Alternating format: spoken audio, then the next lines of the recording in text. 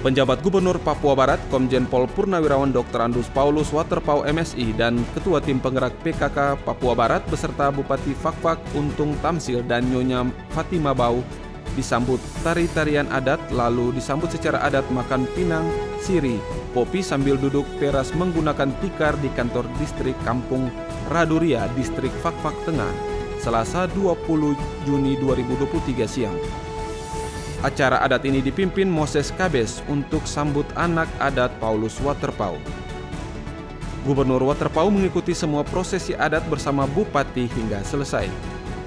Kedatangan Gubernur Waterpau untuk melaksanakan gerakan intervensi percepatan penanganan kemiskinan ekstrim dan stunting. Hadir juga para petugas posyandu dan anak-anak yang terkena stunting. Gubernur Waterpau mengingatkan angka prevalensi anak dan kasus stunting di Kabupaten Fakfak Provinsi Papua Barat tergolong tinggi. Dari data kesehatan, angka stunting pada 2022 mencapai 26%. Sementara pada 2023 angka prevalensi anak dengan kasus stunting sebanyak 29%. Angka tersebut tergolong tinggi, kata Gubernur. Dikatakan pencegahan dan pemberantasan kasus stunting di Kabupaten Fakfak menjadi agenda prioritas.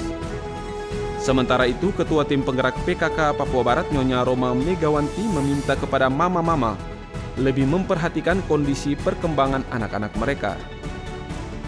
Ibu Roma juga menceritakan latar belakang sebagai orang Batak Boru Pasaribu yang mempunyai slogan Anakon Hido Hamoraon Diau, yang artinya anak saya itulah harta paling berharga bagi saya. Menceritakan bahwa peran orang tua dulu selalu berusaha memberikan yang terbaik buat anak-anaknya demi masa depan yang baik. Bupati Fakfak Untung Tamsil mengatakan perlu adanya kolaborasi lintas sektoral terkait dalam mengupayakan pemberantasan dan pencegahan stunting di Kabupaten Fakfak. Adanya intervensi dari tingkat kampung dalam penanganan stunting, sehingga di kampung melalui alokasi dana kampung dan juga berbagai OPD bisa ada untuk kolaborasi sehingga kegiatan dapat berjalan. Untuk itu, Bupati meminta semua pihak harus duduk bersama berkolaborasi untuk mengupayakan penurunan angka stunting di Kabupaten Fakfak, Papua Barat. Pada kesempatan itu, Gubernur kembali mengangkat anak asuh di mana dari 25 anak terkena stunting di Kampung Raduria, distrik Fakfak Tengah, 15 diantaranya menjadi anak asuh. Ia juga berharap Bupati Fakfak dan perangkatnya bisa melakukan hal yang sama, karena kebijakan program Mama dan Bapak dinilai efektif mempercepat penurunan stunting. Tercatat hingga saat ini penjabat gubernur telah memiliki sekira 72 anak asuh yang tersebar di seluruh kabupaten. Program anak asuh di mana per bulannya diberikan bantuan sebesar Rp500.000 selama 3 bulan pertama. Apabila dievaluasi masih memerlukan penanganan dilanjutkan pada tahap kedua. Pada saat itu juga dilakukan tanda tangan komitmen bersama dalam percepatan penanganan kemiskinan ekstrim dan stunting di Fakfak. Ditanya soal keironisan yang terjadi dengan angka stunting tinggi di daerah penghasil ikan segar melimpah seperti Fakfak, awalnya merespon dengan menyebutkan penyebab kompleks dari berbagai faktor. Dirinya mengambil contoh untuk distrik Kuartutin, dari 228 anak terdapat 57 anak yang terkena stunting. Angka ini berarti 25% yang masih terkena stunting, kemudian di distrik Karas, yang merupakan daerah pesisir masih ada sekira 20% anak-anak yang mengalami stunting.